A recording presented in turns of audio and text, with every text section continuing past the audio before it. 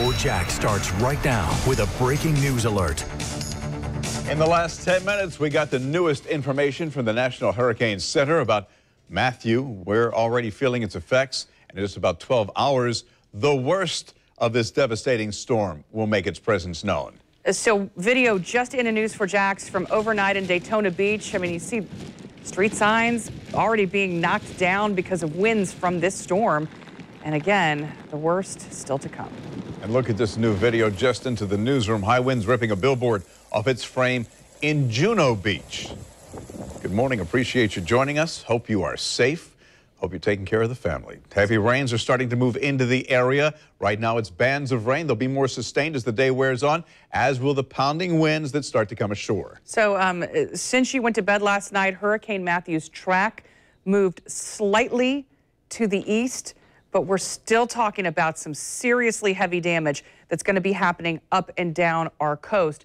I mean, I think the only thing that people that might be able to breathe a sigh of relief are the ones that are really further inland and maybe in the downtown areas of Jacksonville. And area bridges will be closed when winds reach 40 miles per hour and are sustained at that pace for about a minute or less. The intracoastal bridges will be among the first to be closed. We have crews around the region covering Hurricane Matthew's impact, but we start with the Weather Authority's Richard Nunn. Got those latest numbers. Tell you anything interesting? It tells us that we continue with a Category 3 hurricane, 120-mile-an-hour winds, and it's moving north-northwest. That's been a little change versus just the northwest that we saw that was still aiming at Florida. So now kind of cuts that angle back just a little bit. 28-2 north and 80 even to the west if you're putting those little tick marks at home. 938's the barometric pressure, and those gusts are down from 155 to 150. And with that 5 o'clock advisory, I mean, we're still talking the same timeline, and you can see that the 5's come in, so the numbers are jumbled up. This is still Friday at 2 o'clock, and this would be Saturday getting into about 2 a.m. We'll get all these readjusted. I think Mark has a cleaner look at it coming up here in just a moment. But the wind speeds continue to anywhere between the lower 20s, 30 plus, and hanging tight here for the buoys near St. Augustine. Same idea as you get closer to Brunswick and northward with those buoys, and even at the mouth of the river here. So we're at Mayport, where we're looking at 35-mile-an-hour winds. Like Bruce and Nikki were just saying, the stronger winds beaches, it's likely what we're going to see here is that the taller bridges, and as I explained a little while ago, with a hurricane, the wind rapidly increases with height. So the bridges that we're watching are some of the taller ones, because what we may have down here at, say, 20 to these 30-mile-an-hour winds could already be in the 40s with elevation. And another neat little feature here, when you're talking about some of the high-rise, even the downtown buildings, what may be Category 2 or 3 level winds down here at the ground level could be as much as Category 4 up to about 30 stories as the it could be as much as one full category higher in the wind with height. So that's why the bridges are being watched so closely. All right, back to what I was doing here, moving the map. And this is also, I was saying, hey, this is going to be kind of neat as we watch. This is actually making it look like our wind radii is affecting areas around southern Brevard County. But either way, when we first started watching this, the winds had just gotten to 70. They went to 73, 74,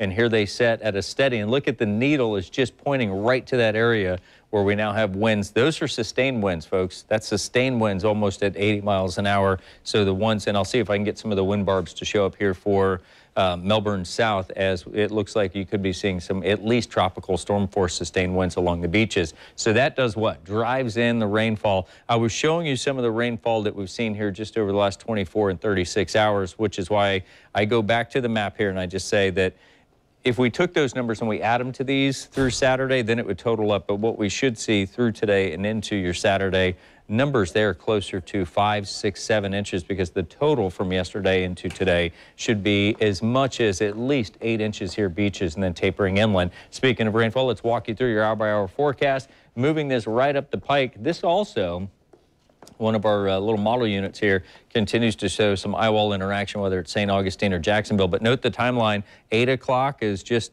sitting to the south, and now here we are, it's 10 o'clock. We're still dealing with lots and lots of wet weather. When does it finally end? That's the #1 question. That is going to be at least in the rainfall tomorrow. Here we are, it's 3 o'clock in the morning. We're still reporting on Matthew as the light rain moves in.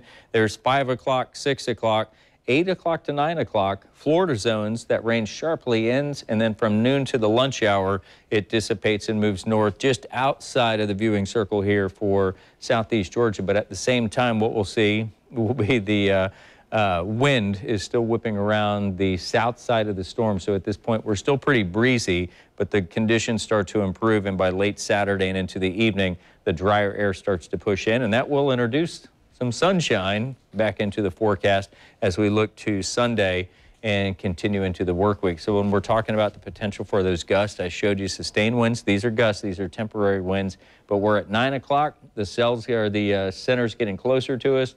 Here's 88, there's 83 moving into, and this wind radii here follows closer to the National Hurricane Center track, but there's your hurricane force gust in Brunswick. Meanwhile, we've got strong tropical storm gusts moving offshore at this point with as little as about 30-mile-an-hour winds, and I say, comparatively speaking, 30 versus that of 50. 30 can still be damaging as it begins to shake some of those tree limbs, and then in areas that are going to get saturated, that could actually cause trees to topple. 5 o'clock in the morning Saturday, it's still pretty gusty here for Brunswick. 7 o'clock, 8 o'clock, 9 o'clock, as I showed you, the rain begins to come to an end here, but we still have what would be anywhere from 20 to as much as 30 to 40-mile-an-hour wind gusts as the Matthew continues. And there you go, that's 11 o'clock. That's when the rain was ending on the other map. But it is still going to be a breezy and blustery day. So to sum up the forecast here, 79 degrees. Tropical impact starts now with the rainfall, continues to deteriorate as we add the wind, the tropical storm force wind, and possibly even some of those hurricane gusts along the coast all day long. 3 o'clock, we're at that 100%. Technically, that starts at about lunchtime. Continues to be widespread, starts to fade away overnight tonight. And as I showed you, coming to an end about midday here for southeast Georgia. 70% chance starts us off on Saturday. That's as the rain's lifting out of our area, and then down to as little as 10%. The wind also calms down here Sunday and Monday as we leave or survey what Matthew may have left behind. Temperatures will remain slightly below normal, at least for the start of the work week. It is 7 minutes after the hour. Let's check in with Mark Collins and the latest on Matthew. I've been looking here at our satellite center. We've been getting some amazing pictures coming through, especially down in Volusia County, where we're seeing live video of the winds and the wind-whipped water that is pushing that rain horizontally. In fact, there you can see in Daytona Beach some of the street signs swinging in those powerful winds. In fact, I'm looking right now at the observations that were just taken here at 5 o'clock. Sustained winds out of the northeast at 32.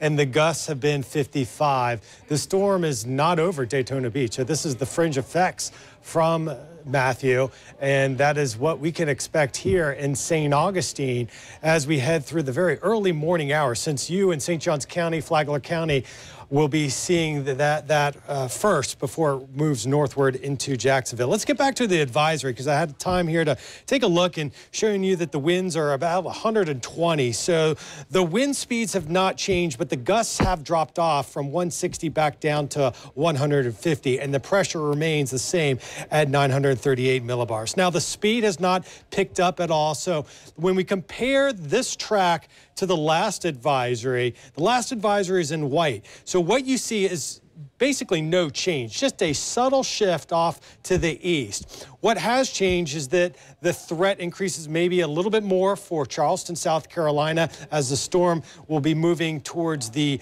north later this evening and then paralleling the coastline. For us, the impacts mean that this storm's still awfully close to us. And notice this other white track here. This is actually the forecast made back on Wednesday by the Hurricane Center. And notice how they're spot on with the location where the storm is right now. So very high accuracy in this track with it just coming up our coastline. And one thing that we're seeing from the radar depiction here is that the storm is only about 20 miles off the coastline of Brevard County. So Melbourne is feeling the western side of that eye wall, but the main strongest winds of that eye wall are still over the open waters. Now, what we have seen is the weakening of the storm compared to yesterday. Yesterday, we had 140-mile-per-hour winds, and now we've seen this eye wall replacement cycle, and we have seen some weakening. We have a primary band of rain right here, and then there's this other smaller circulation center. it's unlikely for this to contract much more, which would indicate further strengthening. So that's one good bit of news I want to convey to you, that over the next 12 to 24 hours, we could start to see a little more shear impact the storm, and that may act as a governor from keeping this from ratcheting up in intensity. But it is over the warmer Gulf Stream. You can see how the onshore flow just really bringing in all that heavy rain into Merritt Island and further north up into Daytona Beach. And this is going to be moving up in through St. Augustine. Looking at the satellite, you notice that the eye was more pronounced yesterday. In this satellite, you can see it just passing. It's not there now. It's being obscured by the CDO. This is the central dense overcast.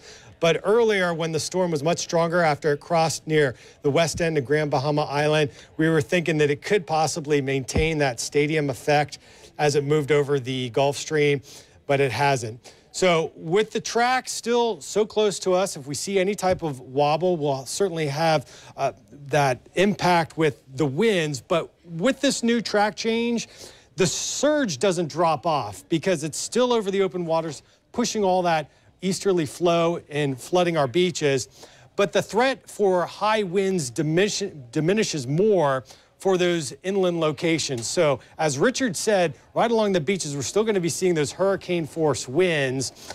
But fortunately, those inland spots might not have the type of tree damage that we're expecting, but we'll all be dealing with those storm force winds. That is winds over 40 miles per hour, and it'll be more likely as we head through the afternoon, around 1 o'clock, we're going to be seeing the strongest of the winds around Duval County.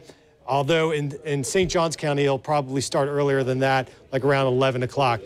But one final point I want to make is with this track around Brunswick, we're going to see later tonight, those winds stay elevated, whereas around Jacksonville, those winds will start to subside.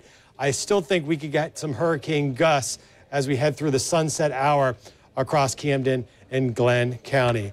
So not a lot of great news there. We're still under the gun. But you know what? At least this track hasn't shifted or deviated much closer to us. But nonetheless, we're still buckling down for the worst weather here coming up a little bit later. Bruce. Yeah, absolutely, Mark. I mean, that is our sentiment exactly. I mean, it's, obviously we can't breathe a sigh of relief, but it's certainly better news than what we had when a lot of us went to bed last night.